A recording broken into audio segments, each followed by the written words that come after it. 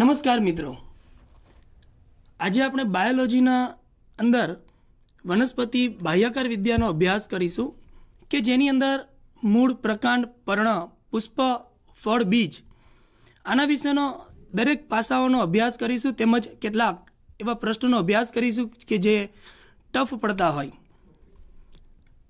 આપણે બધા જ જાણીએ છીએ કે વનસ્પતિને એક મુખ્ય અક્ષ, જેને સામાન્ય રીતે આપણે દેખાતું હોય એ રીતે કહેતા હોઈએ કે જમીનની અંદર મૂળ હોય, એની બહારનો એક ભાગ જેને પ્રકાંડ તરીકે ઓળખતા હોઈએ, એ પ્રકાંડ ઉપર પર્ણ આવે, સમયાંતરે પ્રકાંડની જે ગાંઠ હોય એ ગાંઠમાંથી પર્ણ ઉત્પન્ન થતા હોય.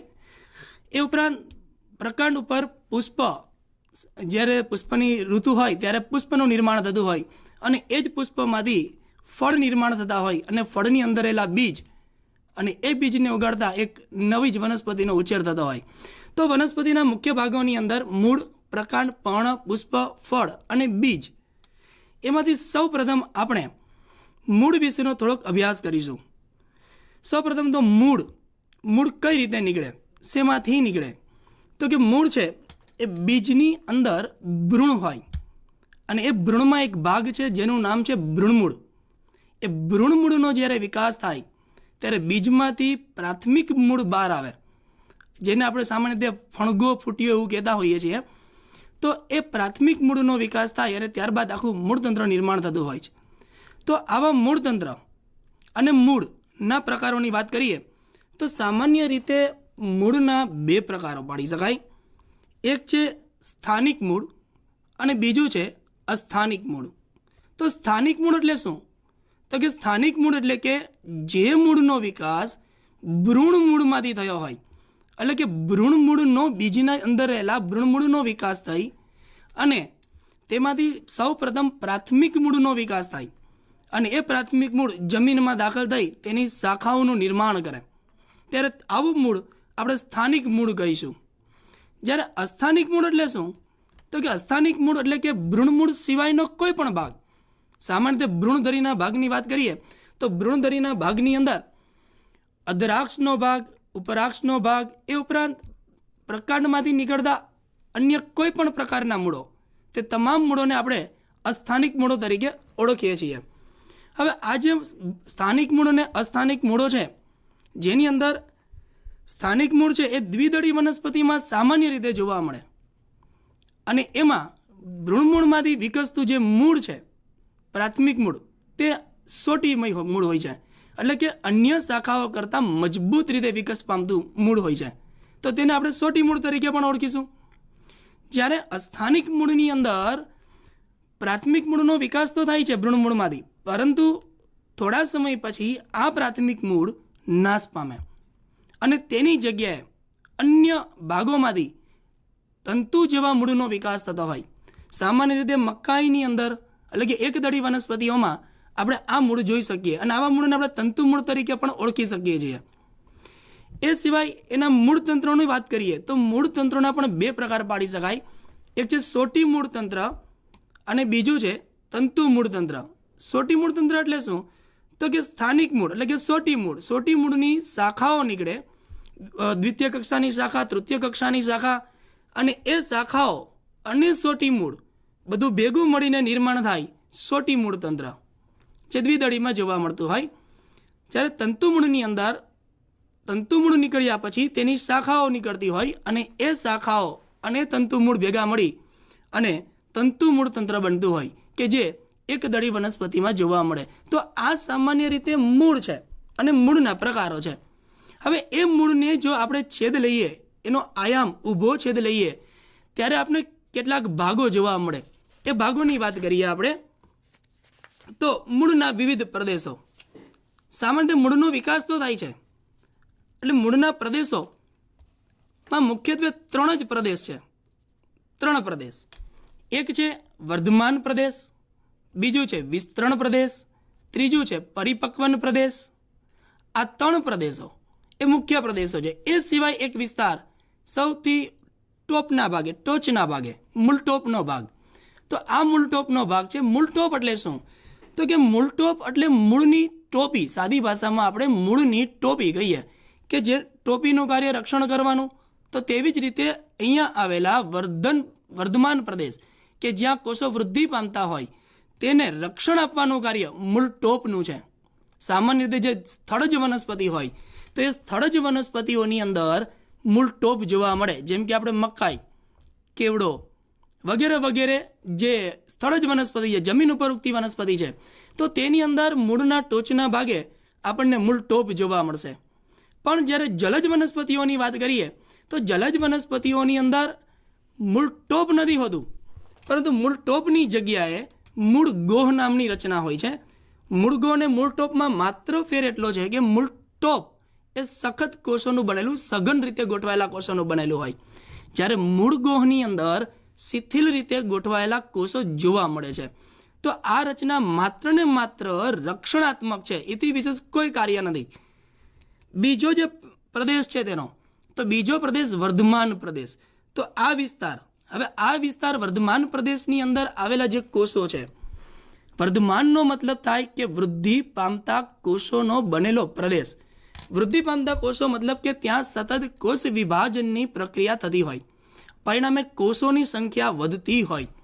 તો આ વિસ્તારની કેટલીક લાક્ષણિકતા પણ આપણે જોવા મળે છે, જેમ કે કોષ વિભાજન પામવાનું હોવાથી કોષોના કદ ખૂબ જ નાના હોય. બીજું કે તેની અંદર જીવરસનું પ્રમાણ ભરપૂર હોય, કારણ કે જો વધારે કોષ વિભાજન પામશે તો જીવરસ પણ પુષ્કળ પ્રમાણમાં જોઈશે. એ ઉપરાંત ત્રીજી લાક્ષણિકતા વિચારીએ તો આ પ્રદેશના કોષોની જે કોષ દિવાલ છે એ કોષ દિવાલ ખૂબ જ પાતળી જોવા મળે. પાતળી હોવાના પરિણામે કોષ વિભાજન ખૂબ જ સરળતાથી થાય. તો આ પ્રદેશના કોષો એટલે કે વર્ધમાન પ્રદેશના કોષો સતત કોષ વિભાજન પામી કોષોની સંખ્યા વધારે છે, પરિણામે મૂળની લંબ અક્ષે વૃદ્ધિ થાય, મતલબ કે આયામ વૃદ્ધિ થતી જોવા મળે. એના પછીનો બીજો પ્રદેશ છે જે વિસ્તરણ પ્રદેશ તરીકે ઓળખવામાં આવે છે. વિસ્તરણનો મતલબ થાય ફેલાવું. આ જ વર્ધમાન પેશીના કોષો પોષણ મેળવી અને તેના કદમાં વધારો કરશે, અને કદમાં વધારો કરવાના પરિણામ સ્વરૂપ આ મૂળનો ઘેરાવો વધશે, મતલબ કે પહોળાઈ વધશે. હવે આ પહોળાઈ વધારવામાં પોષણ તો એક જરૂરી છે જ, કે જેના પરિણામે કોષોનો ફેલાવો થાય. એ ઉપરાંત વિસ્તરણ પ્રદેશમાં આવેલા કોષોની અંદર આવેલા જે રસધાનીઓ છે એ રસધાનીઓ પોષણ વધવાને કારણે ફૂલશે, કદ વધારશે. તદ ઉપરાંત એ વિસ્તરણ પ્રદેશના કોષોની જે કોષ દિવાલ છે એ કોષ દિવાલ પણ વિસ્તરણ પામશે. પરિણામ સ્વરૂપ આ પ્રદેશ મોટા કોષોવાળો અને ફેલાયેલો જોવા મળે. પરિણામ સ્વરૂપ મૂળનો ઘેરાવો વધશે. એના પછીનો ત્રીજો પ્રદેશ આવે છે પરિપક્વન પ્રદેશ. પરિપક્વન પ્રદેશ એટલે કે અહીંયા કોષો હવે પૂર્ણ પરિપક્વ થઈ ગયા છે. કોષોએ મૂળ કદ પ્રાપ્ત કરી લીધું છે, અને એ કદ પ્રાપ્ત કરી લીધા પછી તેમાં કોષો વિભેદન પામશે પેશીઓની અંદર, એટલે કે નિશ્ચિત કાર્ય કરવા માટે કોષોનો સમૂહ બનશે, અને એ કોષોનો સમૂહ એટલે આપણે તેને કહીએ છીએ પેશી. મતલબ કે અહીંયા કોષો ભેગા મળી અને કોઈ નિશ્ચિત કાર્ય કરવા માટે રૂપાંતરણ થશે, મતલબ કે કોઈ વિભેદન પામશે. તો આ પ્રક્રિયા દરમિયાન વિવિધ પેશીઓનું નિર્માણ થશે. આ પ્રદેશની અંદર જે પરિપક્વન પ્રદેશ છે એ પરિપક્વન પ્રદેશની અંદર વિવિધ પ્રકારની પેશીઓ બનશે, કે જે પેશીઓ હવે નિશ્ચિત કાર્ય જ કરશે. તમે જોઈ શકો છો કે આ જ પરિપક્વન પ્રદેશમાંથી આવા લાંબા તંતુ જેવા રચના બહાર આવતી જોવા મળે છે. લાંબી તંતુ જેવી આ જે રચના છે એ પાતળી, નાજુક અને એક કોષીય સામાન્ય રીતે રચના હોય. ખાસ ધ્યાનમાં રાખવા જેવી બાબત, એક કોષીય રચના હોય, જેને કહેવામાં આવે છે મૂળ રોમ. આ બધા મૂળ રોમો છે. મૂળ રોમનું મુખ્ય કાર્ય વિચારીએ તો મૂળ રોમ એ જમીનમાંથી પાણીના શોષણ સાથે સંકળાયેલા છે. આમ તો મૂળનું કાર્ય જ છે પાણી અને ક્ષારોનું શોષણ કરવું, પરંતુ જે મૂળ રોમ છે એ મૂળ રોમ વધારાની શોષણ સપાટી પૂરી પાડે છે. આપણે જોઈ શકીએ છીએ કે મૂળ, ધારો કે આ ભાગની અંદર અહીંયાથી પાણીનું શોષણ કરે તો આ મૂળ રોમ આટલા વધી ગયા છે, તો એની આટલી સપાટીનો વિસ્તાર વધી ગયો, મતલબ કે મૂળ રોમ દ્વારા શોષણ સપાટીનો વધારો થશે. તો અહીંયા પરિપક્વન પ્રદેશમાં મૂળ રોમ આવેલા હોવાથી આપણે આ પ્રદેશને મૂળ રોમ પ્રદેશ પણ કહી શકાય. તો મૂળના 4 ભાગો, શરૂઆતનો ભાગ મૂળ ટોપ, વર્ધમાન પ્રદેશ, વિસ્તરણ પ્રદેશ અને પરિપક્વન પ્રદેશ. હવે આવા મૂળનું સામાન્ય કાર્ય વિચાર કરીએ આપણે તો એ મૂળની અંદર જમીનમાંથી પાણીને ક્ષારનું શોષણ કરશે. વિવિધ પ્રકારના ક્ષારો વિવિધ સિદ્ધાંતોને આધારે વિવિધ પ્રક્રિયાને આધારે શોષણ કરશે. એ ઉપરાંત વનસ્પતિનું સ્થાપન કરશે. વનસ્પતિને ટટ્ટાર ઊભી રાખવા માટે જમીનની અંદર સ્થાપન કરવાનું મુખ્ય કાર્ય મૂળનું છે. મૂળના બે અગત્યના કાર્યો છે કે પાણીને ક્ષારનું શોષણ કરી અને પ્રકાંડના તલભાગ સુધી પહોંચાડે. તદુપરાંત વનસ્પતિનું સ્થાપન કરેલા વનસ્પતિ ટટ્ટાર રીતે ઊભી રહી શકે. તો આ સામાન્ય કાર્ય સિવાય પણ મૂળ કેટલાક વિશિષ્ટ કાર્યો કરે છે. અને વિશિષ્ટ કાર્યો એટલે વિશિષ્ટ અનુકૂલન કેળવવા માટે કાર્યો કરે છે. તો એવા કાર્યોને આપણે અભ્યાસ તરીકે જોઈએ તો વિશિષ્ટ કાર્યોની અંદર મૂળ કેટલાક કાર્યો કરવા માટે રૂપાંતરણ થાય છે.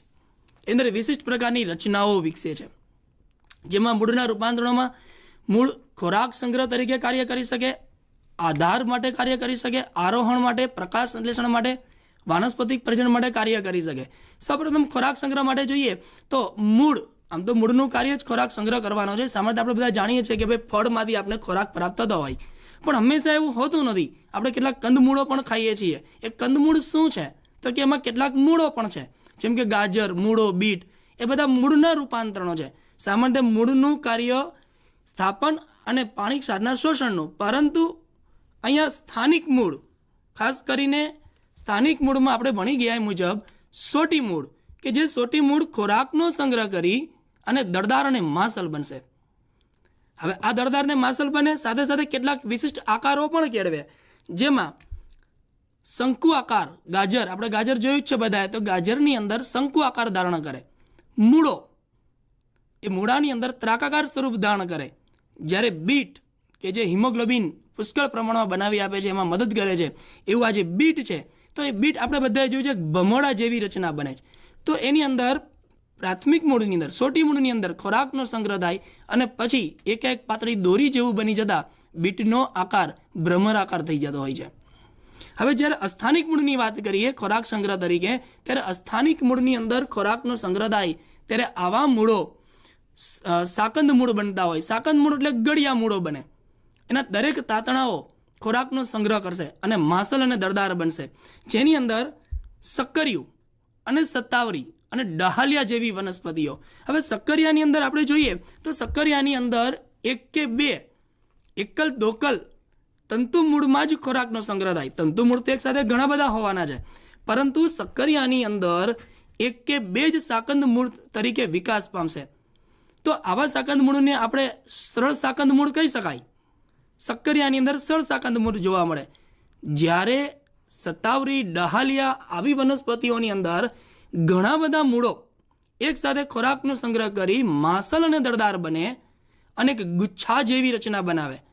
ત્યારે આવા મૂળોને આપણે ગુચ્છાદાર સાકંદ મૂળ કહીએ છીએ. એટલે બે પ્રકાર પાડી શકાય, એક સરળ સાકંદ મૂળ અને બીજું ગુચ્છાદાર સાકંદ મૂળ. તો આ ખોરાક સંગ્રહ તરીકે મૂળનું કાર્ય. આવી જ રીતે વિચારીએ તો આધાર. હવે આધાર આપવાનું કાર્ય, સંપૂર્ણ વનસ્પતિને આધાર આપવાનું કાર્ય તો મૂળનું છે જ, મતલબ કે સ્થાપન કરશે. પરંતુ કેટલીક એવી વનસ્પતિઓ છે કે જે મૂળની અંદર પ્રાથમિક મૂળો કે સ્થાનિક મૂળો સુવિકસિત નથી હોતા. મતલબ કે એની પ્રાથમિક જે સોટી મૂળ હોય તે છીછરા જોવા મળતા હોય. મતલબ કે પૂરેપૂરું વનસ્પતિને આધાર પૂરો પાડી શકતા નથી. ત્યારે આવી વનસ્પતિઓની અંદર જેમ કે મકાઈ, શેરડી, મકાઈ અને શેરડીની અંદર ગાંઠનો ભાગ એટલે કે જમીનની નજીક ગાંઠ, આપણે શેરડી જોયેલી છે, મકાઈ પણ જોયેલી છે, તો શેરડીની અંદર ગાંઠો નાની નાની હોય છે. તો એ જમીન નજીકની જે ગાંઠ છે એ ગાંઠમાંથી ત્રાંસા મૂળ વિકાસ પામે અને એ મૂળ જમીનની અંદર દાખલ થઈ અને વધારાનો આધાર પૂરો પાડે. તો આવા જમીન નજીકની ગાંઠમાંથી વિકાસ પામતા ત્રાંસા મૂળોને અવલંબન મૂળ તરીકે ઓળખવામાં આવે છે. તેવી જ રીતે વડ અને વડની વડવાયો, આપણે બધાને યાદ હશે વડની વડવાયો, કે જે વડવાયોમાં હિંચકા ખવાય. તો આવા વડની અંદર જે સમક્ષિતિજ વિકસતી શાખા એટલે સીધી વિકસતી શાખા, અને એ શાખા પોતાના જ ભાર હેઠળ તૂટી ન પડે તેના માટે તેમાંથી વડવાયોનું નિર્માણ થતું હોય અને એ વડવાયો જમીનની અંદર ઉતરી ત્યાંથી પોષણ મેળવી અને તેનો ઘેરાવો વધારી અને આ શાખાઓ ખૂબ જ પોળી થતી હોય છે, મતલબ કે આધાર પૂરો પાડતી હોય છે. આ શાખાઓ વળવાઈઓ વિકાસ પામી અને ઘેરાઓ વધારે એક થાંભલા જેવી રચના બનાવે, જેને આપણે કહીએ છીએ સ્તંભ મૂળ. સામાન્ય કબીર વડ જઈએ તો ઘણીવાર આપણે જોવા મળશે કે મુખ્ય વડ કયું છે ખબર નહીં પડે, કારણ કે ત્યાં એની વળવાઈઓમાંથી નવા સ્તંભ મૂળોનો વિકાસ થયો છે અને આધાર મળતો થયો છે. તો આવા આધાર માટે યાંત્રિક આધાર પૂરો પાડતા મૂળ એટલે આધાર મૂળ તરીકે ઓળખી શકાય. ત્યારબાદ આરોહણ કરવું. આરોહણ એટલે ચડવું. યજમાન વનસ્પતિઓમાં આરોહણ કરવા માટે. હવે શા માટે આરોહણ માટે? તો કે કેટલીક વનસ્પતિઓ એવી છે કે જેના પર્ણો નાના હોય, પ્રકાશ સંશ્લેષણ પૂરતા પ્રમાણમાં કરી ન શકતા હોય, તો આવી વનસ્પતિઓને પૂરતા પ્રમાણમાં પ્રકાશ મળી રહે તેના માટે વિશિષ્ટ મૂળોનો વિકાસ થતો હોય કે જે મૂળની મદદથી તે યજમાન વનસ્પતિ ઉપર કે આધાર ઉપર આરોહણનું કાર્ય કરે, મતલબ કે ઉપરની તરફ ચડે છે. તો આવા આરોહણના કાર્ય સાથે સંકળાયેલ એવી વનસ્પતિ જેને આરોહી વનસ્પતિ પણ કહીએ છીએ આપણે. હવે એમાં આરોહી વનસ્પતિમાં અડુની વેલ. અડુની વેલ આપણે બધાએ જોયેલી છે, જેને આપણે સાદી ભાષામાં મની પ્લાન્ટ તરીકે ઓળખીએ છીએ. મની પ્લાન્ટમાં આપણે બધાએ જોયું હોય તો પણ નાના હોય છે. એ ઉપરાંત એમાંથી ગાંઠ કે આંતરગાંઠના ભાગેથી વિશિષ્ટ પ્રકારના મૂળ ઉત્પન્ન થાય કે જે મૂળ આધાર સાથે ચોટી જવાનો ગુણ ધરાવે છે. ચોટી જવાનો ગુણ મતલબ શું? તો કે એની અંદરથી વિશિષ્ટ પ્રકારના શ્લેષ્મનો સ્ત્રાવ થાય અને એ શ્લેષ્મ દ્વારા આધાર સાથે ચોટી અને આધાર યજમાન વનસ્પતિ ઉપર કે યજમાન આધાર ઉપર તે આરોહણનું કાર્ય કરે છે. તો આમ આરોહણનું કાર્ય કરતી હોવાથી આવા મૂળને આપણે ઓળખીશું આરોહી મૂળ. આવી વનસ્પતિને આરોહી વનસ્પતિ કહેવાય. એ ઉપરાંત પરરોહી વનસ્પતિ પણ ઓળખી શકીશું. તેમજ આવા મૂળને શ્લેષ્મી મૂળ પણ કહીશું, કારણ કે શ્લેષ્મનો ઉત્પન્ન કરે છે. ત્યારબાદ પ્રકાશ સંશ્લેષણનું કાર્ય. તો પ્રકાશ સંશ્લેષણ આપણે બધા જ જાણીએ છીએ કે પ્રકાશ સંશ્લેષણનું જે કાર્ય છે એ કાર્ય પર્ણનું છે, પરંતુ અહીંયા મૂળ વિશિષ્ટ અનુકૂલોનો કેળવશે. શા માટે? તો કે ગળો. ગળો એવી વનસ્પતિ છે કે જેના પર્ણો ખૂબ જ નાના અને પુષ્કળ વિકાસ પામતી, ઝડપી વિકાસ પામતી વડવેલ પ્રકારની વનસ્પતિ છે. વડવેલ મતલબ કે અહીંયા એનો વિકાસનો દર ખૂબ જ ઊંચો છે. સતત કોષ વિભાજનની પ્રક્રિયા દ્વારા એની લંબાઈમાં સતત વધારો કરે છે, કદમાં સતત વધારો કરે છે. આથી આવી વનસ્પતિઓને પોષણની પુષ્કળ પ્રમાણમાં જરૂરિયાત છે. જો પોષણ પુષ્કળ પ્રમાણમાં મળશે તો ને માત્ર તો જ તેનો વિકાસ શક્ય બનશે. પરંતુ અહીંયા આ વનસ્પતિઓની અંદર પર્ણોની સંખ્યા ઓછી છે, પર્ણો નાના છે, તો પરિણામ સ્વરૂપ અહીંયા કંઈ વિશિષ્ટ પ્રકારની રચના વિકસાવવી પડે. ત્યારે ગળો જે છે તે પોતાની ગાંઠ અંતરગાંઠમાંથી વિશિષ્ટ પ્રકારના મૂળોનો વિકાસ કરે છે કે જે મૂળ લાંબા છે, લીસા છે, પાતળા છે અને ખાસ અગત્યની વાત કે હરિતદ્રવ્ય ધરાવતા લીલા રંગના છે. અને લીલા રંગના હોય તો સીધી વાત છે કે તે પ્રકાશ સંશ્લેષણના કાર્ય સાથે સંકળાયેલા હોય. તો આવા મૂળ ગળોના કે જે પ્રકાશ સંશ્લેષણનું કાર્ય કરે છે, તો આવા મૂળને આપણે કહીએ પરિપાચી મૂળ, અથવા તો બીજું નામ આપણે કહી શકીએ કે જ્યારે પર્ણનું કાર્ય કરે છે, પ્રકાશ સંશ્લેષણનું કાર્ય કરે છે, ત્યારે આવા મૂળને આપણે ઓળખીશું પર્ણ સદસ મૂળ, એટલે કે પર્ણના જેવું કાર્ય કરતા મૂળ, એટલે પર્ણ સદસ મૂળ તરીકે પણ ઓળખાય. એ ઉપરાંત આવે છે વાનસ્પતિક પ્રજનન. વાનસ્પતિક પ્રજનનની અંદર હવે આ કાર્ય સામાન્ય રીતે વાનસ્પતિક પ્રજનન કોઈ પણ વનસ્પતિ અંગ કરી શકે. પ્રકાંડનો ટુકડો લઈ પ્રકાંડને વાવીએ તો પણ વાનસ્પતિક પ્રજનન થવાનું છે. મૂળનો ટુકડો તોડી અને મૂળને પણ ઉગાડીએ તો કેટલીક વનસ્પતિઓની અંદર તેમાંથી બી નવી વનસ્પતિ થવાની છે. પરંતુ અહીંયા શક્કરિયાની અંદર ખાસ કરીને શક્કરિયા આપણે જોયેલો છે ફળ બધાએ, તો એ શક્કરિયાની અંદર ઝીણી ઝીણી ખાંચો આવેલી છે અને એ ખાંચોમાંથી તંતુ જેવા મૂળ નીકળતા હોય છે. તો તે જ ભાગેથી સામાન્ય રીતે કલિકાઓ ઉત્પન્ન થતી હોય અને એ જ કલિકાઓ એક નવો છોડ વિકાસ પામે. આપણે શક્કરિયાને લઈ અને જમીનમાં વાવી દઈએ તો એમાંથી એક નવો છોડ આવી શકે છે, કારણ કે એની અસ્થાનિક કલિકાઓ છે અને એ કલિકાઓમાંથી એક નવા છોડનો વિકાસ થાય. તો વાનસ્પતિક પ્રજનન માટે મૂળના રૂપાંતરણો, તો આ બધા રૂપાંતરણો જે વિશિષ્ટ કાર્યોને અનુલક્ષીને મૂળ વિશિષ્ટ પ્રકારના કાર્યો કરતા જોવા મળે. એ પછી આગળ વાત કરીએ આપણે તો એ સિવાયના કેટલાક વિશિષ્ટ કાર્યો માટે પણ મૂળનો ફાળો છે, જેવા કે શ્વસન માટે, O2 CO2ની આપલે માટે, કેટલીક વનસ્પતિઓની અંદર ભેજ ગ્રહણ કરવા માટે, કેટલાકની અંદર પરોપજીવી તરીકે, કેટલાકની અંદર સહજીવન તરીકે પણ વિશિષ્ટ મૂળો કેળવે છે. જેમ કે આપણે જોઈ શકીએ કે શ્વસનની અંદર, હવે શ્વસનની વાત કરીએ છીએ તો શ્વસન એટલે O2 CO2ની આપલે કરવાની પ્રક્રિયા છે. તો O2 CO2ની આપલે કરવા માટે તિવાર અને રાઇઝોફોરા વનસ્પતિઓ, તિવાર એટલે એવિસેનિયા તરીકે પણ ઓળખીએ છીએ. તો આ જે વનસ્પતિઓ છે તિવાર અને રાઇઝોફોરા કે જે દરિયાના ખાડી પ્રદેશોમાં ઉગે છે. હવે દરિયાના ખાડી પ્રદેશોમાં ઉગતી વનસ્પતિઓ છે તો દરિયાનું પાણી ખારાશવાળું, વધારે તેમાં સાંદ્રતા જોવા મળે. તો વનસ્પતિ પૂરતા પ્રમાણમાં પાણીનું શોષણ ના કરી શકે, અને પૂરતા પ્રમાણમાં શોષણ ના કરી શકે ત્યારે તેના બીજનો વિકાસ પણ શક્ય નથી. ત્યારે આવી વનસ્પતિઓ વાયુની આપલે કરવાની છે. તો ત્યારે દરિયાના ખાડી પ્રદેશનો જે કાદવ કિચડ છે એમાં મૂળ તો હશે જ, પણ એ મૂળમાંથી વિશિષ્ટ પ્રકારના હવાઈ મૂળ વિકસશે. હવાઈ એટલે જમીનની બહારની તરફ મૂળનો વિકાસ થશે. સામાન્ય રીતે એ મૂળ સૂર્યની દિશામાં, મતલબ કે ધન પ્રકાશાનુવર્તી, ઋણ ભૂવર્તી, બધા જ મૂળો ધન ભૂવર્તી હોય, ધન જલાનુવર્તી હોય, મતલબ કે પાણીની દિશામાં અને મૂળની દિશામાં હોય. પરંતુ આ એવા મૂળ છે કે જે પાણીની વિરુદ્ધ દિશામાં, જમીનની વિરુદ્ધ દિશામાં એટલે કે આકાશ તરફ ઉગતા મૂળો જોવા મળે. અને આ અસ્થાનિક મૂળો ઉપર અસંખ્ય નાના નાના છિદ્રો આવેલા હોય. આવા જે છિદ્રો છે એ O2 CO2ની આપલેનું કાર્ય કરે છે, એ વાત વિનિમયનું કાર્ય કરે છે. માટે આપણે આવા મૂળોને શ્વસન મૂળ તરીકે ઓળખીશું, અને જે છિદ્રો છે એ છિદ્રોને આપણે શ્વસન છિદ્રો તરીકે ઓળખીશું, કે જેના દ્વારા મૂળ O2 CO2ની આપલે કરી શકે. તો વિશિષ્ટ પ્રકારનું અનુકૂલન છે. આ સિવાયની બીજી વાત કરીએ તો બેજગ્રાહી મૂળ. બેજગ્રાહી મૂળ એ ઓર્કિડ નામની વનસ્પતિમાં જોવા મળે છે. ઓર્કિડ વિશ્વની અંદર સૌથી વધારે પ્રમાણમાં જેના પુષ્પોની વિવિધતા છે એવી ઓર્કિડ નામની વનસ્પતિ. આ ઓર્કિડ વનસ્પતિ તે અન્ય વનસ્પતિ ઉપર આરોહણ કરીને વસે છે પરરોહી તરીકે. પરરોહી એટલે વનસ્પતિ ઉપર માત્ર વસવું, એ સિવાય એમાંથી કશું જ મેળવતી નથી.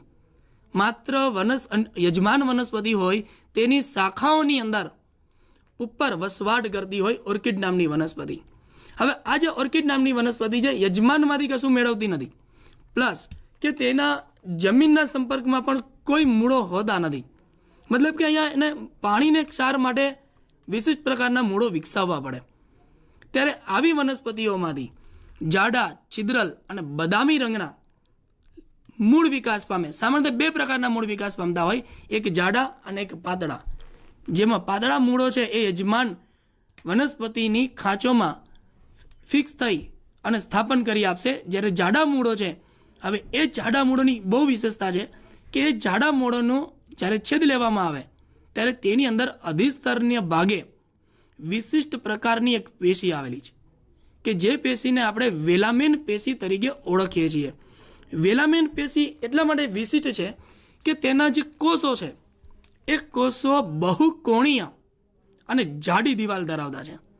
હવે બહુકોણીય અને જાડી દિવાલ ધરાવતા તદુપરાંત તેની વિશેષતા એ છે કે તે આસપાસના વાતાવરણમાંથી પાણીનું પુષ્કળ પ્રમાણમાં શોષણ કરે છે. હવે પાણીનું ભેજ સ્વરૂપે શોષણ કરશે, ખાસ કરીને પ્રવાહી સ્વરૂપે શોષણ નહીં કરી શકે, કારણ કે તે કોઈ સંપર્કમાં જ નથી, હવામાં લટકતા મૂળ છે. તો તે વાતાવરણમાંથી આ વેલામેન પેશી વાતાવરણમાં રહેલો જે ભેજ છે એ ભેજને ગ્રહણ કરી અને પોતાની જરૂરિયાતોને પૂરી કરશે. તો આવા મૂળ કે જે વેલામેન પેશી ધરાવે છે, તો આવા મૂળ દ્વારા વાતાવરણમાંથી ભેજનું શોષણ થાય છે. આવા મૂળને આપણે ભેજ શોષી મૂળ તરીકે ઓળખી શકીએ. તો આ વિશિષ્ટ કાર્ય હતું ભેજ શોષણ કરવાનું. તદુપરાંત આ વનસ્પતિ અન્ય યજમાન વનસ્પતિ ઉપર આરોહણ કરીને વસે છે, કશું જ મેળવતી નથી. તો એના દ્વારા વિકસતા મૂળને આપણે પરરોહી મૂળ પણ કહી શકાય, કે બીજા ઉપર રહી અને શોષણનું કાર્ય કરતી. તો પરરોહી મૂળ, બેજગ્રાહી મૂળ, ભેજ શોષી મૂળ તરીકે આ પેશીને ઓળખવામાં આવે છે, અને આ મૂળને ઓળખવામાં આવે છે કે જે ઓર્કિડની અંદર જોઈ શકાય છે. ત્યારબાદ સહજીવી મૂળ. સહજીવન એટલે પારસ્પરિક લાભદાયી જીવન. બે સજીવો છે સાથે જીવતા હોય અને પરસ્પર બંનેને લાભદાયી, કોઈને નુકસાન નહીં, તો તેવા જીવનને સહજીવન તરીકે ઓળખવામાં આવે. હવે એ સહજીવનની વાત કરીએ તો વનસ્પતિની અંદર ખાસ કરીને સિમ્બિકુળની વનસ્પતિ, સિમ્બિકુળ ખાસ કરીને કઠોળ વર્ગ જે આપણે સામાન્ય રીતે ઓળખીએ છીએ કે જેની અંદર શીંગ આવતી હોય, ચોરાસ છે, વાલ છે, વટાણા છે, મગફળી છે, તો આ બધા જે શીંગમય, તો એ સિમ્બિકુળની વનસ્પતિ છે. અને સિમ્બિકુળની વનસ્પતિનું મૂળ તંત્ર અને એ મૂળ તંત્ર પર વિશિષ્ટ પ્રકારની નાની નાની ગાંઠોનો નિર્માણ થયા કરતી હોય છે. અને એ ગાંઠોને જેને આપણે ઓળખીશું મૂળ ગંડિકા, મૂળ ઉપર ઉત્પન્ન થયેલી ગાંઠ, એટલે મૂળ ગાંઠ પણ નામ ઓળખાય મૂળ ગંડિકા, કારણ કે નાની નાની રચના હોતી હોય છે. હવે આ મૂળ ગંડિકાની અંદર રાઇઝોબિયમ નામના બેક્ટેરિયાનો વસવાટ હોય છે. રાઇઝોબિયમ બેક્ટેરિયા એવા વિશિષ્ટ પ્રકારના બેક્ટેરિયા છે કે જેઓ વાતાવરણમાં રહેલા નાઇટ્રોજનનું સ્થાપન કરી આપે છે. મતલબ કે વાતાવરણમાં જે નાઇટ્રોજન છે એ સામાન્ય રીતે અન્ય કોઈ સજીવ ગ્રહણ નથી કરી શકતો. આપણે જાણીએ છીએ કે વાતાવરણમાં નાઇટ્રોજનનું પ્રમાણ લગભગ 78% જેટલું છે, છતાં કોઈ સજીવ તેને સીધો ગ્રહણ નથી કરી શકતો. ત્યારે આવા નાઇટ્રોજનનું આ રાઇઝોબિયમ બેક્ટેરિયા તેના ક્ષારોમાં રૂપાંતર કરે છે. એટલે કે ક્ષારો જેવા કે nitrogen dioxide, nitrogen trioxide, ammonium વગેરે વગેરે ક્ષારોમાં, નાઇટ્રોજન ક્ષારોમાં રૂપાંતર કરી અને વનસ્પતિની મૂળ ગંડિકાની અંદર સ્થાપન કરી આપે છે. તો આમાં બેક્ટેરિયા દ્વારા મૂળને ફાયદો થાય છે. જ્યારે મૂળ સિમ્બિકુળની વનસ્પતિના જે મૂળ છે એ મૂળ તેને એટલે કે રાઇઝોબિયમ બેક્ટેરિયાને પોષણ પૂરું પાડશે, વસવાટ આપશે. તો આમ જોવા જઈએ તો પરસ્પર લાભદાયી જીવન છે. રાઇઝોબિયમ બેક્ટેરિયા દ્વારા વનસ્પતિને ફાયદો છે, નાઇટ્રોજન દ્રવ્યો મળશે અને એના પરિણામે તે પ્રોટીન, એમિનો એસિડ, પ્રોટીનનું નિર્માણ કરશે. જ્યારે વનસ્પતિ દ્વારા રાઇઝોબિયમ બેક્ટેરિયાને ફાયદો થાય છે તો પરસ્પર બંનેને ફાયદો થાય છે. એટલે આવા મૂળને આપણે ઓળખીશું સહજીવી મૂળ કે જે વિશિષ્ટ કાર્ય સાથે સંકળાયેલા છે. આવી જ રીતે વાત કરીએ તો પરોપજીવન, પર ઉપર જીવનાર, સાદી ભાષામાં આપણે ઓળખી શકીએ પર ઉપર જીવનાર, મતલબ કે બીજા ઉપર આધાર રાખનાર અને એના દ્વારા જીવનાર, એટલે પરોપજીવન તરીકે ઓળખાય. હવે આવા પરોપજીવનની અંદર આપણે બે પ્રકારની વાત કરી શકીએ કે એક તો સંપૂર્ણ પરોપજીવી હોય, મતલબ કે અન્ય યજમાન ઉપર સંપૂર્ણ આધાર ધરાવતા સજીવો, અને બીજા અપૂર્ણ, એટલે કંઈક અંશે ઓછા પ્રમાણમાં યજમાનમાંથી પોતાની જરૂરિયાતો સંતોષ કરતા હોય તેવા. ખાસ કરીને સંપૂર્ણનો વિચાર કરીએ તો અમરવેલ છે. અમરવેલ નામ જ સરસ મજાનું છે, અમરવેલ. અમરવેલ એટલે એવી વનસ્પતિ કે જેના પ્રકાંડ પીળા દોરી જેવા છે, પર્ણવિહીન છે.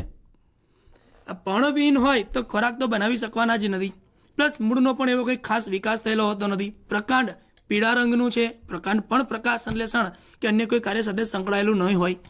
તો આવી પરિસ્થિતિમાં અમરવેલને જીવવા માટે ખોરાક, પાણી અને ક્ષાર બધી જ વસ્તુની જરૂરિયાત રહે.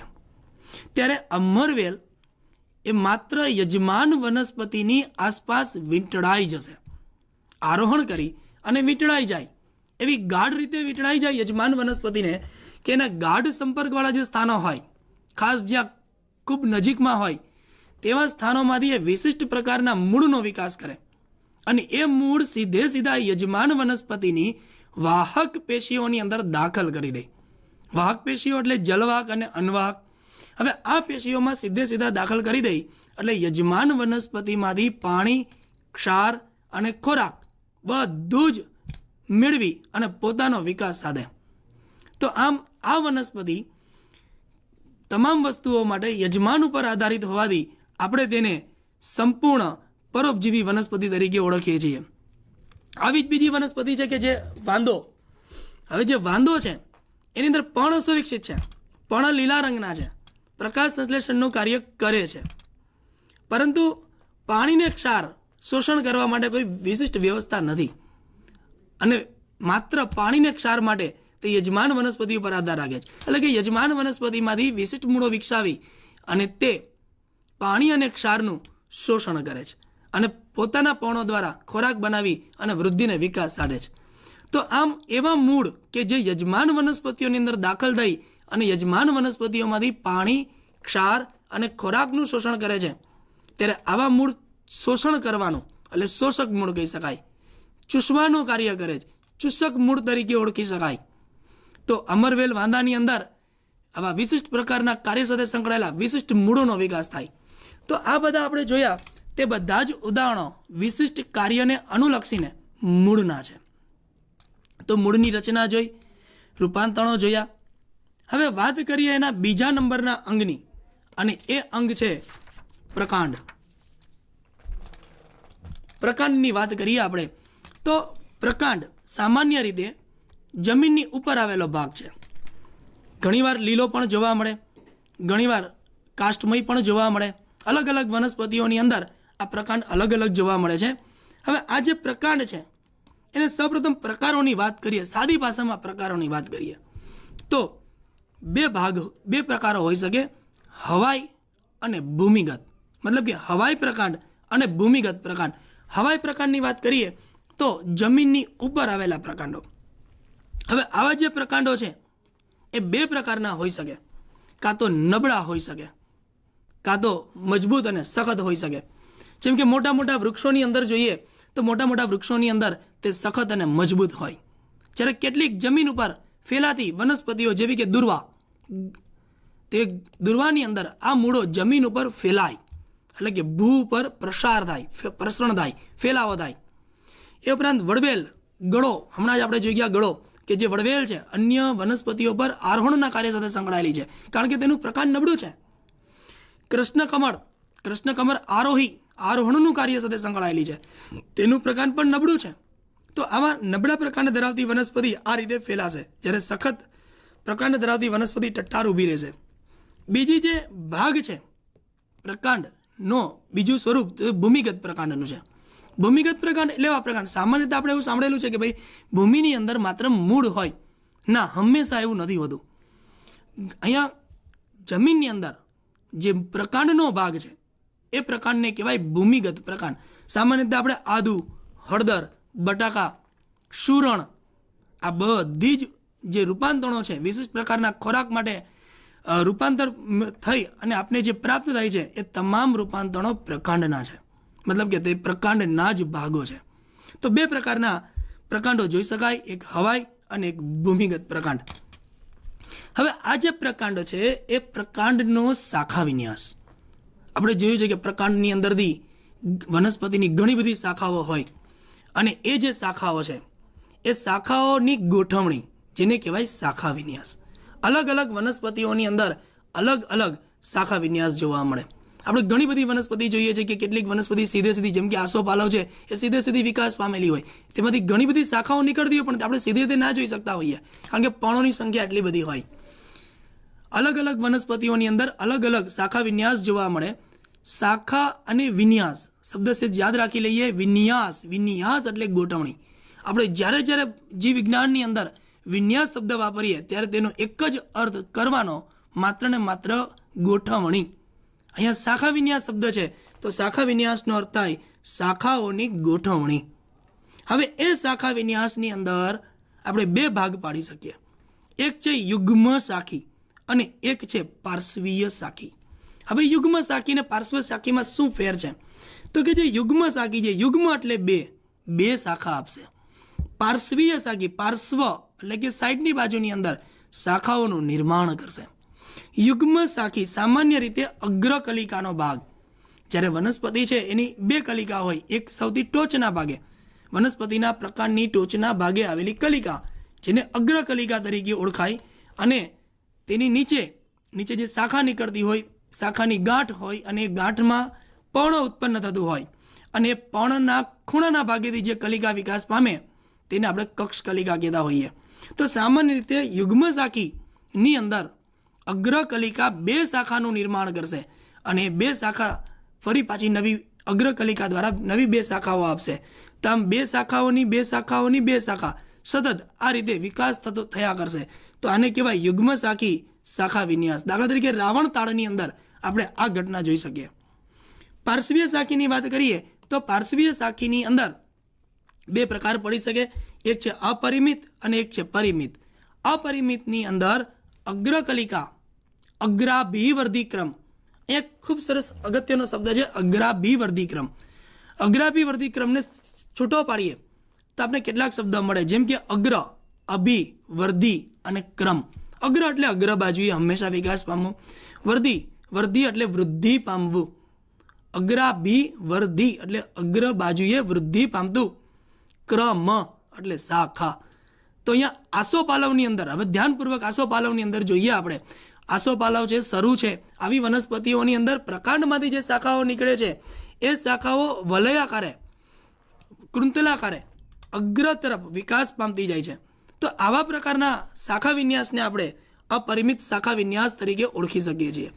પરિમિત શાખા વિન્યાસ કે જેમાં અગ્રકલિકા નવી શાખા નથી બનાવતી, પરંતુ કક્ષકલિકામાંથી શાખાઓ નિર્માણ પામતી હોય, તો તેને કહેવામાં આવે પરિમિત શાખા વિન્યાસ. પરિમિત શાખા વિન્યાસની અંદર આપણે જોઈએ તો એક શાખા નીકળે તો એક શાખી, બે શાખા નીકળે તો દ્વિશાખી, અને ઘણી બધી શાખા નીકળે તો બહુશાખી તરીકે ઓળખીએ છીએ. એક શાખીની અંદર એક તો વિકાસી અને ઉભયતો વિકાસી. એક તો વિકાસી એટલે જો શાખા એક જ નીકળે ને એક જ બાજુ, જેમ કે ડાબી તો ડાબી બાજુએ જ નીકળ્યા કરે, તો તેને એક તો વિકાસી તરીકે ઓળખવામાં આવે. અશોકની અંદર આ ઘટના જોવા મળશે આપને. એ ઉપરાંત ઉભયતો વિકાસી, તો ઉભયતો વિકાસીની અંદર જે શાખા નીકળે છે તો એક પહેલા ડાબી તરફ નીકળશે તો બીજી જમણી તરફ નીકળશે, પછી ડાબી તરફ, પછી જમણી તરફ, ક્રમિક બંને બાજુ શાખાનો વિકાસ થયા કરશે. તો આવો જે શાખા વિન્યાસ છે એ શાખા વિન્યાસ હાડ સાંકળની અંદર જોવા મળશે, જેને આપણે ઉભયતો વિકાસી કહીએ છીએ. દ્વિશાખી, દ્વિશાખીની વાત કરીએ તો અહીંયા કક્ષકલિકામાંથી બે શાખાનો વિકાસ થશે, બે નવી શાખાઓ નિર્માણ પામશે, અને એ બે નવી શાખાની કક્ષકલિકામાંથી ફરી પાછી બે શાખાનો વિકાસ થશે. સામાન્ય રીતે આ ઘટના આપણે કરમદી અને ગુલબાસની અંદર જોઈ શકીએ કે જેમાં બહુ સ્પષ્ટ રીતે જોવા મળે છે. જો બે કરતાં વધારે શાખા નીકળતી હોય તો તેને આપણે બહુશાખી કહીએ. જે લાલ કરણની અંદર જોવા મળે કે ઘણી બધી શાખાઓ 5 કે 6 અને એનાથી પણ વધારે શાખાઓ નીકળતી જોવા મળે છે, તો તેને કહેવાય બહુશાખી પરિમિત શાખા વિન્યાસ તરીકે ઓળખવામાં આવે છે. તો આ રીતે પ્રકાંડની શાખાઓની ગોઠવણી પ્રકાંડ ઉપર થયેલી હોય છે, જે વિશિષ્ટ રીતે થયેલી હોય છે. હવે આપણે વાત કરીએ પ્રકાંડના સામાન્ય કાર્યોની. તો પ્રકાંડના સામાન્ય કાર્યો શું હોય? એક તો જે મૂળ દ્વારા પાણીને ક્ષાર જમીનમાંથી શોષાય અને પ્રકાંડમાં આવે છે, ત્યાંથી એ પાણીને ક્ષાર સીધા પર્ણ સુધી પહોંચે અને પર્ણમાં ચાલતી વિવિધ દેહધાર્મિક ક્રિયા જેવી કે પ્રકાશ સંશ્લેષણની પ્રક્રિયામાં એ પાણીને ક્ષારને પૂરા પાડવામાં આવે. એ ઉપરાંત પર્ણમાંથી પ્રકાશ સંશ્લેષણની ક્રિયા દ્વારા ખોરાકનું નિર્માણ થતું હોય ત્યારે એ ખોરાકને વનસ્પતિના વિવિધ ભાગો સુધી પહોંચાડવાના છે, અને વિવિધ ભાગો સુધી પહોંચાડવા માટે પ્રકાંડ કામ કરશે. તો પ્રકાંડની અંદર જલવાહક પેશી આવેલી છે કે જે પાણી ક્ષારનું વહન પર્ણ સુધી કરશે, અને અન્નવાહક પેશી આવેલી છે કે જે ખોરાકનું વહન વિવિધ શાખાઓ તરફ કરશે, વિવિધ અંગોને ખોરાક પૂરો પાડશે. એ ઉપરાંત પ્રકાંડનું અગત્યનું કાર્ય છે પુષ્પ, ફળને યોગ્ય રીતે ગોઠવવું, બીજને યોગ્ય રીતે ગોઠવવું. જો પુષ્પને યોગ્ય રીતે ગોઠવશે તો પરાગનયનની ક્રિયા થશે અને લિંગી પ્રજનનની કાર્ય સરળતાથી થશે. ફળને યોગ્ય રીતે ગોઠવશે તેથી ફળ વિકિરણ, બીજને યોગ્ય રીતે કરશે તો બીજ વિકિરણની ઘટનાઓ ખૂબ જ સરળતાથી થશે. તો આ વિશિષ્ટ કાર્યો એ ઉપરાંત પર્ણ અગત્યનું કાર્ય કે પર્ણને જો યોગ્ય રીતે ગોઠવશે તો જ સમગ્ર વનસ્પતિ માટે ખોરાકનું નિર્માણ થવાનું છે. તો અહીંયા ગોઠવણીના કાર્ય સાથે પ્રકાંડ સંકળાયેલું છે, વહન, પાણી, ક્ષાર અને ખોરાકના વહન સાથે પ્રકાંડ સંકળાયેલું છે. આ એના સામાન્ય કાર્યો છે. હવે એ ઉપરાંત પણ પ્રકાંડ કેટલાક વિશિષ્ટ કાર્યો સાથે પણ સંકળાયેલું છે, અને વિશિષ્ટ કાર્ય કરવા માટે હંમેશા પ્રકાંડનું રૂપાંતરણ કરવું પડે. કેટલીક વિશિષ્ટ પ્રકારની રચનાઓ નિર્માણ પામતી જોવા મળતી હોય, જેની અંદર આપણે વાત કરીએ તો પ્રકાંડના વિશિષ્ટ પ્રકારના અનુકૂલનો અથવા રૂપાંતરણો. પહેલું આવશે એની અંદર ખોરાક સંગ્રહ, પછી વાનસ્પતિક પ્રજનન, પછી રક્ષણ. ખોરાક સંગ્રહની વાત કરીએ તો સામાન્ય પ્રકાંડનું ખોરાક સંગ્રહ તરીકેનું કાર્ય તો કોઈ રીતે નથી, પરંતુ કેટલીક વિશિષ્ટ વનસ્પતિઓ જેવી કે હળદર અને આદુની અંદર, હળદર અને આદુની અંદર જે ભૂમિગત પ્રકાંડ એટલે કે જમીનની અંદર રહેલું પ્રકાંડ છે, તેની ગાંઠ અને આંતરગાંઠની અંદર ખોરાકનો સંગ્રહ થાય, માસલ અને દળદાર બને અને નાની નાની ગાંઠોમાં રૂપાંતર થાય. એટલે જમીનમાં આવેલું મૂળ કે જેના પર ગાંઠ ખરેખર છે પ્રકાંડ, તો આને ઓળખાય ગાંઠા મૂળી તરીકે ઓળખવામાં આવે. હળદરની અંદર આપણે જોઈ શકીએ, હળદરમાં ઘણીવાર નાની નાની તાતણા જેવી રચના નીકળતી હોય કે જે પ્રકાંડની કલિકાઓ છે. ઘણીવાર સલકીપણ જેવી રચના પણ જોવા મળતી હોય. સલકીપણ એટલે સૂક્ષ્મ પર્ણ, ને પર્ણ હંમેશા પ્રકાંડ ઉપર જ ઉગતા હોય. તો હળદર અને આદુ એ ખરેખર મૂળ નથી, પરંતુ પ્રકાંડ જ છે, ભૂમિગત પ્રકાંડ છે. બીજું બટાકા આપણે સામાન્ય રીતે મૂળ તરીકે ઓળખતા હોઈએ છીએ, પરંતુ મૂળ નથી, એ પણ પ્રકાંડ જ છે. જમીનની અંદર ભૂમિગત પ્રકાંડ, અને ભૂમિગત પ્રકાંડની કક્ષકલિકાની ટોચના ભાગે ગોળાકાર કે અંડાકાર ખોરાકનો સંગ્રહ થતો જોવા મળે. અને એ ખોરાકનો સંગ્રહ જેને આપણે ગ્રંથિલ તરીકે ઓળખીએ છીએ, તો એ ગ્રંથિલ એટલે બટાકામાં આપણે ઘણીવાર આંખ જેવી રચના જોઈએ છીએ. આંખ એટલે શું? તો કે અંદર નાના કોટા ઉગી નીકળે છે એની ખાંચોની અંદર. તો નાનો જે કોટા જે ઉગી નીકળે છે, એ જે ભાગ છે, એ ભાગ એટલે સામાન્ય આંખ તરીકે ઓળખાય છે, અને તેમાંથી વાનસ્પતિક પ્રજનનનું કાર્ય પણ થતું જોવા મળે છે. એ ઉપરાંત સુરણ એટલે મજબૂત એવું કંદ, નામ પણ એવું છે, વજ્રકંદ. વજ્ર એટલે મજબૂત અને કંદ એટલે જમીનમાં ઉગતી રચના. અહીંયા પ્રકાંડ ખાસ કરીને આંતરગાંઠનો ભાગમાં, આંતરગાંઠ એટલે કે ક્રમિક પ્રકાંડની જે ગાંઠો છે, એ ક્રમિક બે ગાંઠ વચ્ચેનો વિસ્તાર જેને કહેવામાં આવે છે આંતરગાંઠ. અને એક જ આંતરગાંઠની અંદર ખોરાકનો સંગ્રહ થઈ અને માસલ અને દળદાર બને છે, ત્યારે આપણે તેને વજ્રકંદ કહીએ છીએ, જે સુરણની અંદર જોવા મળે છે. યાદ રાખવાની બાબત છે, એક જ આંતરગાંઠમાં ખોરાકનો સંગ્રહ અને તેના દ્વારા નિર્માણ પામતી રચના. ત્યારબાદ વાનસ્પતિક પ્રજનન. હવે વાનસ્પતિક પ્રજનનની અંદર અલિંગી પ્રજનન જ છે. અહીંયા 3 પ્રકારની રચના ભણવાની છે: બુસ્તારિકા અને વીરો. બુસ્તારી ઘાસ, અબુટી, બ્રાહ્મી વગેરે જે દુર્વા ઘાસ એની અંદર જોવા મળે. આપણે બધા જ લોનમાં બેસેલા આવીશું, અને બેસીને આપણે બધા ક્યારેક તોડવાની પ્રક્રિયા પણ કરેલી હશે. ત્યારે એ ઘાસને ઝુમખાને તોડતા તળ એવો અવાજ આવે, તો એ તળ અવાજ આ બુસ્તારીનો છે. બુસ્તારી એટલે કે શું? તો કે જે દુર્વા ઘાસનો છોડ છે, એમાં જમીનની નજીક રહેલી શાખા, અને એ શાખા સીધી વિકાસ પામે અને એની ગાંઠના ભાગેથી એક નવો છોડ ઉત્પન્ન કરે, ત્યારે એ જે શાખા છે, એ શાખાને આપણે બુસ્તારી તરીકે ઓળખીએ છીએ. સામાન્ય રીતે જમીન ઉગતી ઘાસ એકદળી વનસ્પતિઓની અંદર બુસ્તારી જોવા મળતી હોય. બુસ્તારિકા સેમ બુસ્તારી જેવી જ રચના, પરંતુ અહીંયા જલજ વનસ્પતિની વાત છે. પાણીમાં ઉગતી વનસ્પતિ, જલજ વનસ્પતિ, જળકુંભી છે, જળ શૃંખલા છે. આ જે વનસ્પતિઓ છે, એ વનસ્પતિઓમાં પણ પાણીને સમાંતર સમક્ષિતિજ વિકસતી શાખા. આ શાખા ખાસ ધ્યાનમાં રાખવા જેવી બાબત એ છે કે આ શાખા જાડી છે, અને જાડી હોવાથી તે ટૂંકી પણ છે. એટલે જાડી ને ટૂંકી શાખાનો વિકાસ થાય, અને એ શાખાની ગાંઠ ઉપરથી એક નવો જ છોડ વિકાસ પામે, ત્યારે એ જે શાખા વિકાસ પામતી હોય એને આપણે કહીએ બુસ્તારિકા. બુસ્તારીની અંદર શાખા પાતળી અને લાંબી, જ્યારે બુસ્તારિકાની અંદર શાખા જાડી અને ટૂંકી. આ સિદ્ધ ધ્યાનમાં રાખવા જેવી બાબત છે.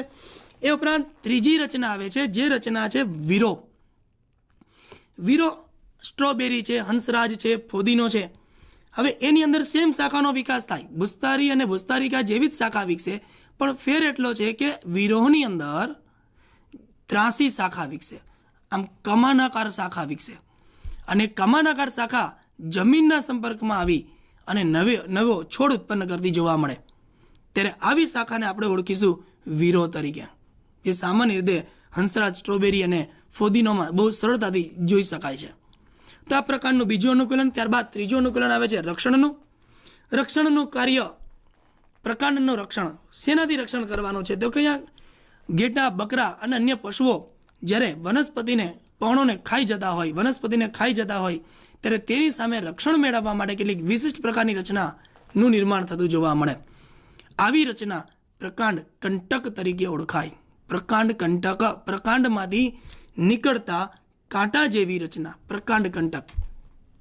હવે એ પ્રકાંડ કંટક છે, એમાં 2નું રૂપાંતર હોઈ શકે. પ્રકાંડ કંટક બનવા માટે કાં તો અગ્રકલિકામાંથી રૂપાંતરિત હોય, અથવા તો કક્ષકલિકામાંથી રૂપાંતરિત હોય. જો અગ્રકલિકા છે, એ દ્વિશાખી કાંટાઓનું નિર્માણ કરતી જોવા મળે. કરમદીની અંદર ખાસ કરીને આવા કાંટાઓ જોવા મળે છે, જે ઘણા તીક્ષ્ણ જોવા મળતા હોય. તેમજ મહેંદી દાડમમાં બહુ સારી રીતે જોઈ શકાય કે જેમાં નાના કાંટાઓ આવેલા હોય, તે કક્ષકલિકાનું રૂપાંતરણ છે. એટલે પર્ણની કક્ષમાંથી એ કાંટાનું સ્વરૂપ ધારણ કરતા હોય, એની કક્ષ કલિકા કાંટામાં રૂપાંતર પામે. અહીંયા પ્રકાંડ કંટકમાં એક ધ્યાન રાખવા જેવી બાબત એ છે કે પ્રકાંડમાં પણ કંટક ઉત્પન્ન થાય અને આપણે ભણીશું કે પર્ણમાં બી કંટક ઉત્પન્ન થાય. બે શબ્દ આવે છે, એક કંટક અને એક કંટ. કંટક એટલે પ્રકાંડમાં જ હોય અને કંટ એટલે પર્ણની અંદર જ હોય. ખાસ ધ્યાનમાં રાખવાનું કે જ્યારે પ્રકાંડ કંટકનો ઉલ્લેખ થાય ત્યારે પ્રકાંડ કંટકની અંદર વાહક પેશીઓ આવેલી હોય. પ્રકાંડ કંટકના નિર્માણ માટે વાહક પેશીઓ અનિવાર્ય છે, કારણ કે પોષણ અને પાણી ક્ષારની પણ જરૂર છે. ત્યારે પ્રકાંડ કંટકમાં જલવાહક અન્નવાહક આવેલી હશે, વાહક પેશીઓ આવેલી હશે, જ્યારે પર્ણકંટકમાં આવી કોઈ રચના જોવા મળતી નથી સામાન્ય રીતે. એ ઉપરાંત બીજું રૂપાંતર જોઈએ તો છાલસૂર. ગુલાબ બધાએ જોયેલું છે આપણે, અને ગુલાબની ડાળીમાં ત્રાંસા નાના નાના કાંટાઓ આવેલા જોવા મળે. આપણે ક્યારેક એવો પ્રયત્ન કરીશું કે એ ગુલાબ લઈ અને નખ ઉલટો મારીશું, ઉલટી દિશામાં એટલે કે ઉપરની દિશામાં એ કાંટાને મારીશું, ઇઝીલી એ કાંટો નીકળી જશે. એક કંટક નખ મારવાથી નીકળી જાય, મતલબ કે એની છાલમાંથી રૂપાંતર થયેલી રચના છે. પ્રકાંડ કંટકમાં આપણે જોઈ ગયા કે કરમદી અને મહેંદી. તો કરમ અને મહેંદીના જે કંટકો છે એ તીક્ષ્ણ અને ધારદાર હોય, એ સરળ રીતે તૂટી ના શકે. જ્યારે ગુલાબની અંદર કંટકો છે એ કંટકો બહુ સરળતાથી માત્ર નખ મારતા તોડી શકીએ છીએ. તો અહીંયા છાલસૂળ શબ્દ છે. છાલ એટલે પ્રકાંડની સૌથી બહારનું આવરણ અને સૂળ એટલે કંટક, એટલે બહારના આવરણમાંથી નીકળતું કાંટા જેવી રચના, જેને આપણે ઓળખીએ છીએ છાલસૂળ તરીકે. તો એ છાલસૂળ એ ખરેખર પ્રકાંડનું રૂપાંતરણ જ નથી, પરંતુ પ્રકાંડના બાહ્ય સ્તરનો બહિરુદ્ધ ભેદ છે, જે કંટક સ્વરૂપે ઉપસી આવે છે. તો એને આપણે છાલસૂળ તરીકે ઓળખીએ ગુલાબની અંદર. તો આ અનુકૂલનો, એ ઉપરાંત બીજા કેટલાક પણ અનુકૂલનો છે, જેવા કે આરોહણનું કાર્ય. મૂળમાં પણ આરોહણનું કાર્ય જોઈ ગયા છીએ આપણે, તે રીતે પ્રકાંડની અંદર પણ આરોહણનું કાર્ય. પ્રકાંડની અંદર આરોહણના કાર્ય સાથે કક્ષકલિકા, કોળું, કારેલા, કૃષ્ણકમળ વગેરે કે જે વેલાઓ તરીકે ઓળખીએ છીએ, વેલાઓની અંદર કક્ષકલિકા સ્પ્રિંગ જેવા સૂત્રવત રચનામાં રૂપાંતરિત થાય અને એ આરોહણ સાથે, આધાર સાથે વીંટળાય, યજમાન વનસ્પતિઓ સાથે વીંટળાય અને આરોહણનું કાર્ય કરશે. એના પછીનું કાર્ય પ્રકાશ સંશ્લેષણનું. હવે જુઓ, પ્રકાશ સંશ્લેષણનું કાર્ય છે એ સામાન્ય રીતે પર્ણનું જ છે, પરંતુ કેટલાક કુમળી વનસ્પતિના પ્રકાંડ છે તે પણ પ્રકાશ સંશ્લેષણનું કાર્ય કરે છે. પરંતુ અહીંયા મજબૂત વનસ્પતિની વાત છે કે જે વનસ્પતિ કલક, ફાફડા થોર આપણે બધાએ જોયેલો છે કે જે રણ પ્રદેશમાં ઉગતી વનસ્પતિ છે. જો રણ પ્રદેશમાં ઉગતી વનસ્પતિ હોય કે જેનું તાપમાન ખૂબ જ ઊંચું હોય તો બાષ્પોત્સર્જનનો વેગ ઘણો વધારે હોય. તો આવી વનસ્પતિઓના જો પર્ણ વધારે હાજર હશે તો એ પર્ણમાંથી બાષ્પોત્સર્જન દ્વારા પાણી વાતાવરણમાં જતું રહેશે અને વનસ્પતિ મૃત્યુ પામશે. તો આવી પરિસ્થિતિની અંદર આજે ફાફડાથોર જેવી મરુનિવાસી એટલે રણ પ્રદેશમાં ઓછા પાણીમાં ઉગતી વનસ્પતિઓ છે, તો એ વનસ્પતિઓમાં વિશિષ્ટ પ્રકારનું અનુકૂલન કેળવે. જેમ કે એના પર્ણ હોય, પર્ણિકાઓ હોય, તેને બધીને ખેરવી નાખે, અથવા તો એ પર્ણ કે પર્ણિકાનું કાંટાની અંદર રૂપાંતર કરી દે. એટલે હવે પ્રકાંડમાં પર્ણ તો છે જ નહીં, એની જગ્યાએ અન્ય રચના બની ગઈ છે. તો પ્રકાશ સંશ્લેષણનું કાર્ય પણ જરૂરિયાત છે, કારણ કે તેના વગર તો ખોરાક બનવાનો નથી.